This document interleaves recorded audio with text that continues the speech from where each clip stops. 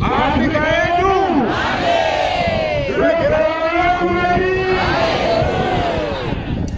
maskatano tunafara kukuru mbele pamari tunafara kwazo lokuti wakati zatizi wakati kiranyasha akatutumira mtumamari Paulo mwaza Afrika Afrika yetu tinotenda kuzoa kadai tinotenda kuzoa mari rukuru no ruzhinji tino pakungana kwepano tichipemberera kufa nokuvuka kwaisha Yesu Kristu tina manyukunyuku pamberi pake tinofana kwazo nokuti shoko la Mari linotaura nezvakazarwa 5 richiti vakaveiti navamwari vedu kuti vaveushe noupurisika vabate mazapanyika Afrika yedu ndinopakuungana pedu pano isu saupurisika tinofara kuti tatsikwa nakutekwa-tekwa vanoremekedzwa Afrika yedu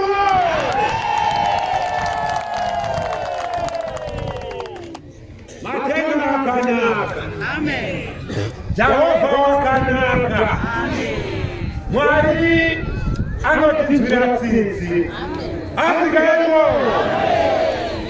zvino pakungana kwedu panapa ndichakumbira kuti mufundisi Keno Magumise vatizivise vaenzi vedu vanoremekedzwa uyezve nokuzivisa vaenzi vedu vanoremekedzwa vatungamiriri vedu vechechi vari pakati pedu vePriesthood Council namabhishopu kudzai Jehovha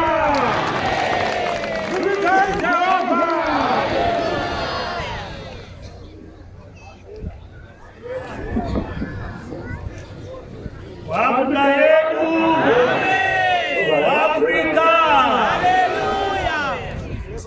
tinotenda Mwari akatuma mtumwa wake Paul Afrika pamazuva ekupedzisira tizozorodza vanotenda.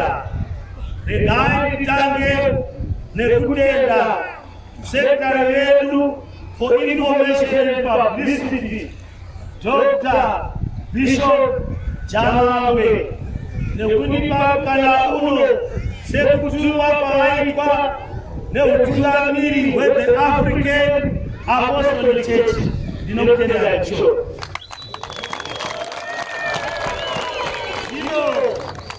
Mwari wa Paulo wakanaka kuvaenzi vedu vari pakati pedu. Pazuva ranhasi taitirwa chinhu chakanaka paHoly Sabbath of the Lord. Panzvimbo tsvene yaMwari yaakataridza mutumwa wake Paulo Afrika pano pamakore matsvene eGuabva muna 1934 achiti hoda vapostori vaJesu. Zvino vaenzi vedu vanoremekedzwa, kana meso enyu achitarira zviri kumabvasuva, zviri kumavirira, zviri kuchamhepe nekumaodzanyemba, taraiwo kunaka kwaMwari vaenzi vedu. Titenderei norudo rwaMwari netsitsi dzaMwari rokudenga-denga. Mwari wakatuma mutumwa wake Paulo Afrika ndikuzivisei utungamiri hweAfrican Apostolic Church, vaapostoli vaAfrica, chechi yakaburuka ichibva kudenga kuna Mwari ichipiwa kumutumwa Paulo Afrika. Takarongofadzwa nekuti nhasi uno mutumwa Paulo Afrika akabereka zvaziyabereka Mwari yokutirana chipachi. Iye ari kuva 104 years old, makore 100 muupenyu hwake valitungamirira chechi nekuyera kwayo kunoshamisa. Pane vana vake pano, vana vemutumwa ndovanodaidzwa pasi rose kuti the priesthood council, nokuti the African Apostolic Church vanoremekedzwa nealliance vedu yakabata mizingamishani yenyika of the 5 continents, from Asia to America. From America, you go to the Australians. Through there, you pass through the Europeans into Africa. Kunando kumuti, where the African Apostolic Church. No, it can't be what is going on. In Giramari, Chitara, Putuma, Purma, dear Matika Tuma, dear Mugatia, Alamu, Alamu Zibana, Zibure, Ragazzi, Zimbabwe, Africa. Richard Zimbabwe, Nebrana, Waka, Tuma, Agatamishka, Tuma, Kudimagari, Yato, Tiago Marus, by the blessed Gospel of the Nations.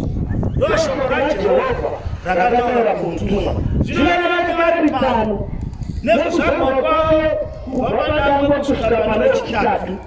It is not really the heavenly divinity of God, God Father, God the Son, and God the Holy Spirit.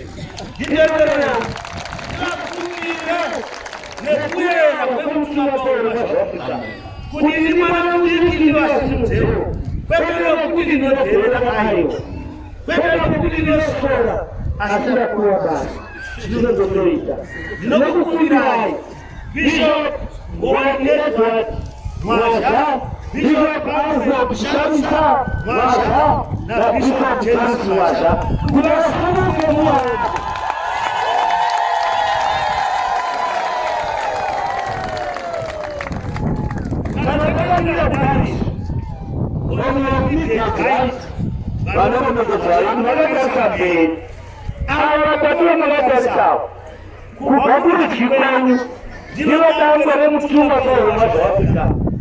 Bishop Edward Masha, wakakuwa chimbo chatenga, chimbo cha kupokuwa kuna mara. Walikuwa kwenyu, wanamekeza ndakazisaiba. Kwenyu akamira kutanga. Ndiye tangu mtumwa. Ndakuzisi bora wa Afrika. Bishop Edward Masha.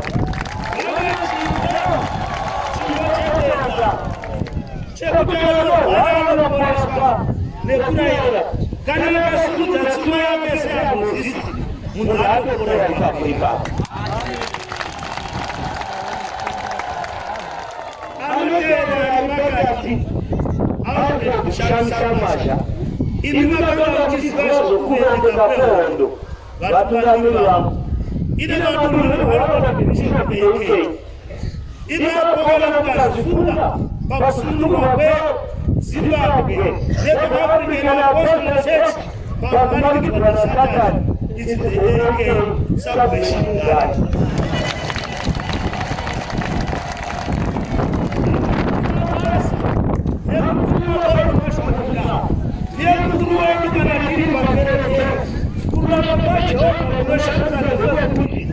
Leadership, management skills.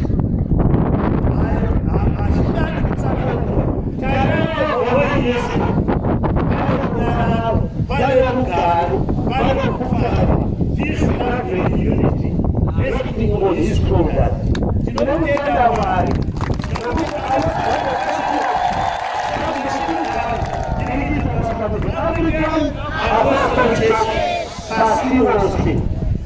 Globally. I'm not going to the only reason it is community to Amari.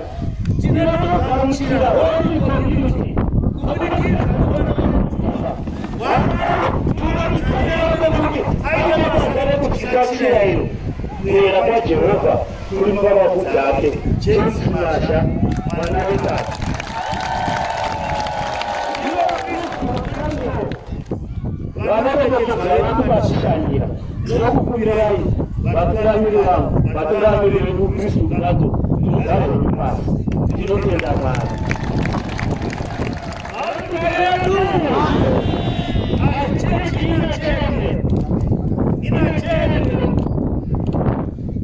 Bishop Nelson Tata Pastor Sakari Bwana mzima kwa maana yake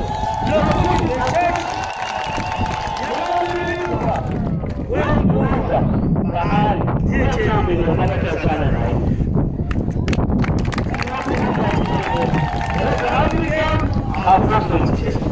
cheti ile kule tunataka kumtaka kwa kinakumira kusangane leo ni mkuu au katika kuchukua kama msimu za shino mpaka pechi cha chocho bisho kujadi juru ni mkuu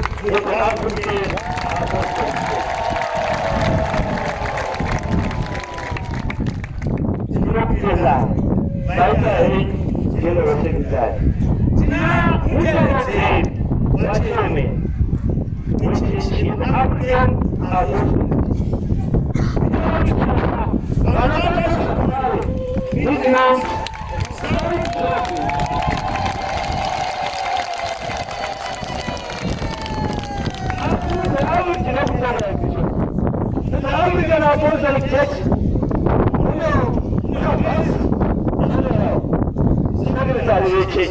inakumbuka watu musumuke bishope musangani na watu awakomira sana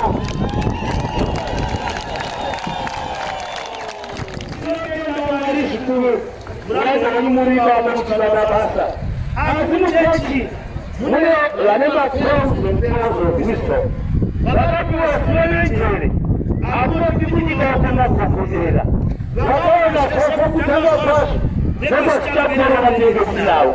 Enda. Ndio bila kushindana. Ndio bado kisha kisango. Kujimua.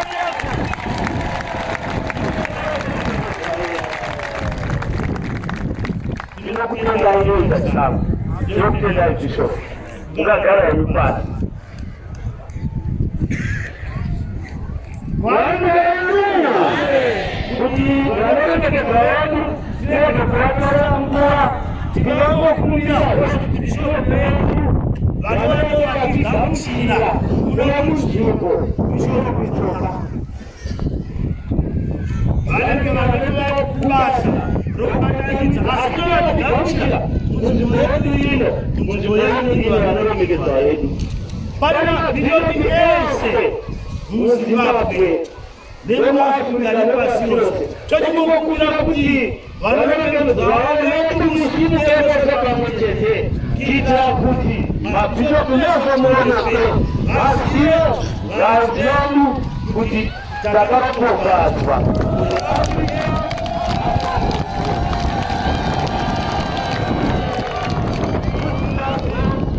Afrika yapasio tumaini huu Unaona hutana hamai kwa kukamtia ufano zinakutangai mabishope unakana yupana the African Apostle Church ina na mai bishop wana mai mfundisi ila wafundisi ila wazao na mai mzao ila waprofita na roho ila wafarisi na roho ila wanapoma na sana wewe African Apostle Church Ilai, the one constituency, the one constituency, the heavenly constituency, representing God Himself, speaking on behalf of the nation state of Zimbabwe and the ruling parties are here. You are to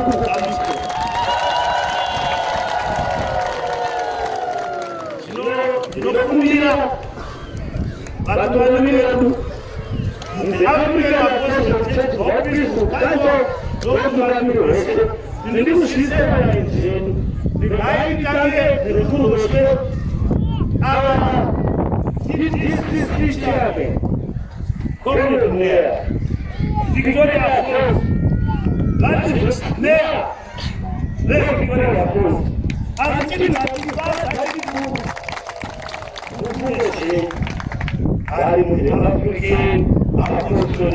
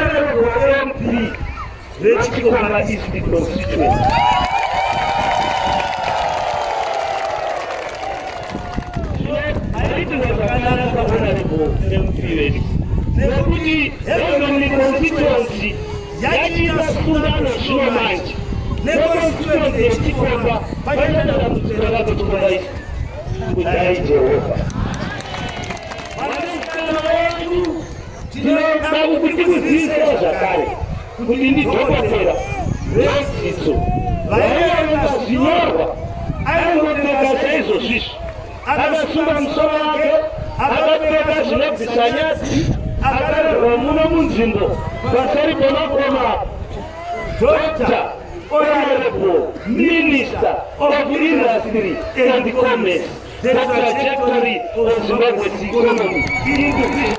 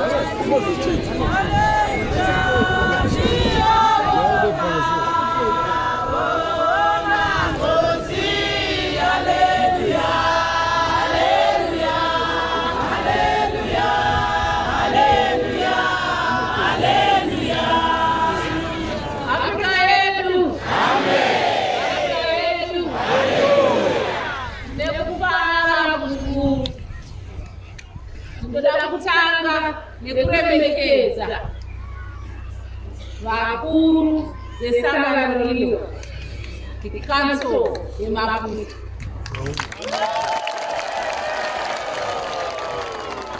Kuremekeza zvakare kutekwa-tekwa hwadataridzwa hunotaridza kusungana kweAfrican Apostolic Church.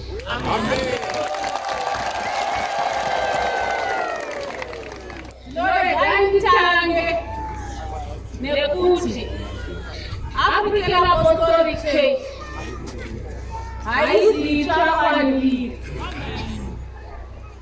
Baba vangu vainzi David Mugomere Zenza Mutekeza. Vava vane chitoro vachirasauta. Chitoro chavo chakanga chakanangana nasahwira wavo Bishop Mwasha.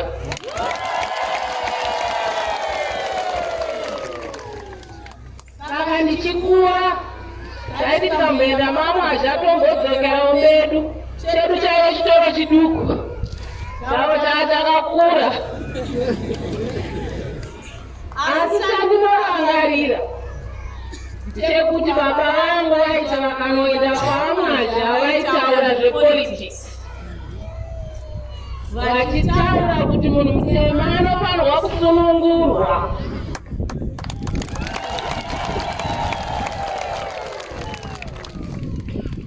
yaiva dzidziso yandaingoteererawo semwana mudiki vakati zvakare kuna baba vangu unofanirwa kudzidzisa vana vasikana kwete vakomana chete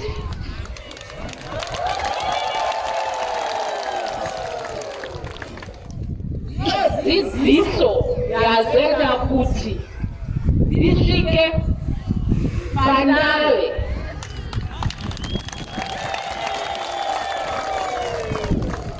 ndinoda kutenga zvikuru avo vemuno muchikomba isi munoedzimwe zvemataurwa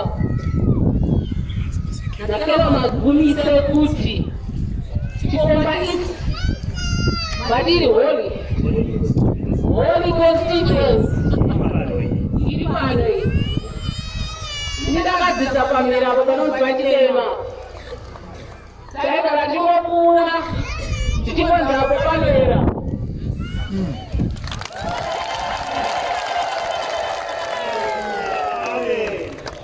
sakakukura uri munzvimbo inoera zvaifana bhishopu mutumwa waMwari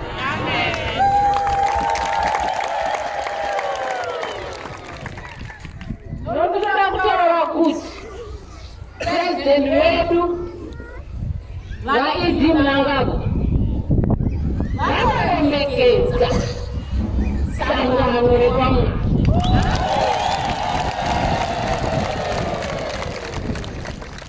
vanoda zvakare kuti chitendero cheAfrican Apostolic Church muchinamata makasununguka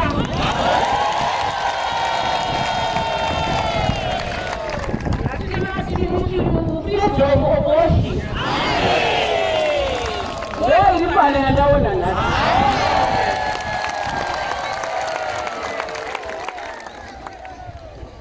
zvinofadza kuti purezidendi wedu vane vision yekuti namatai makasununguka zvakadaro vane visionizve yekubudirira kwenyika yedu mukatarisa zviri kuitwa muZimbabwe navaMnangagwa vezvino zvakasara zvamboitwa saka tiri kuti vanakuenda uku ndakutaura usachera sakazotanga vaka kuti vachera vane basa rekubudirira kwechikomba isi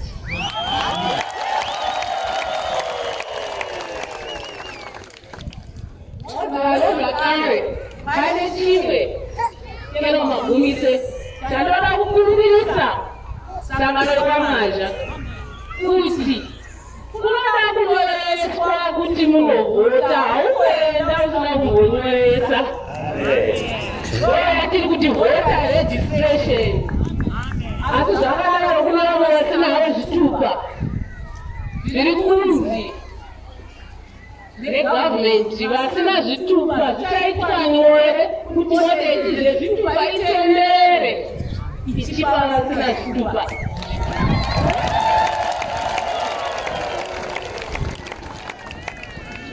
ndichangotauri saMP wechikomba isi aiwa ndiri kutora vaZimbabwe vese nyoresai kuti mugovhota pa2023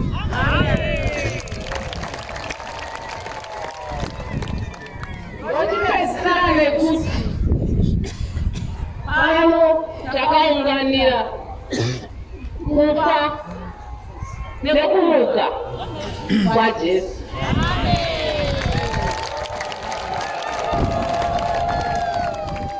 zvinofadza kuti takaonekwa neropa raJesu. Tichitenda zvakare kuti tichomwaja vakazoona kare 1934 zvinhu zvotyisa kuti vision yavo nhasi iri kuita kuti tione neZimbabwe nekunaka kwayo. Noti yopedzisira ropapadzwai tirame tichinamata takasununguka.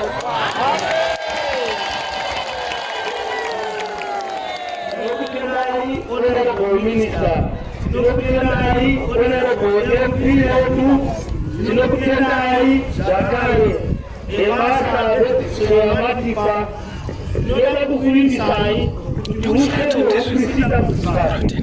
Zvino pane zvamunoda kugamuchirwa pabasa raMwari, ungwanda hweivhangeri yeAfrican Apostolic Church.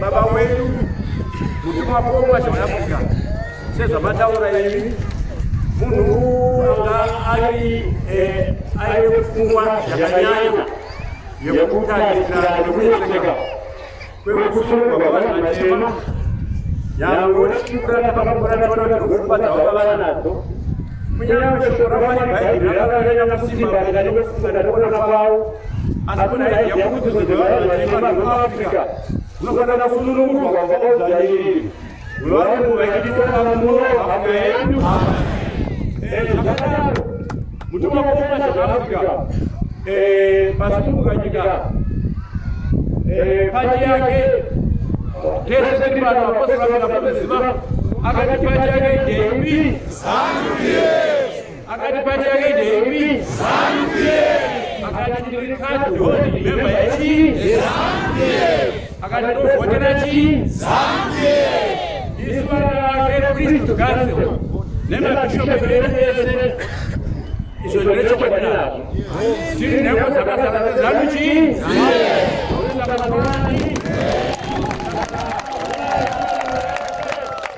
abantu ba constituency press kidogo umende yangu na 2023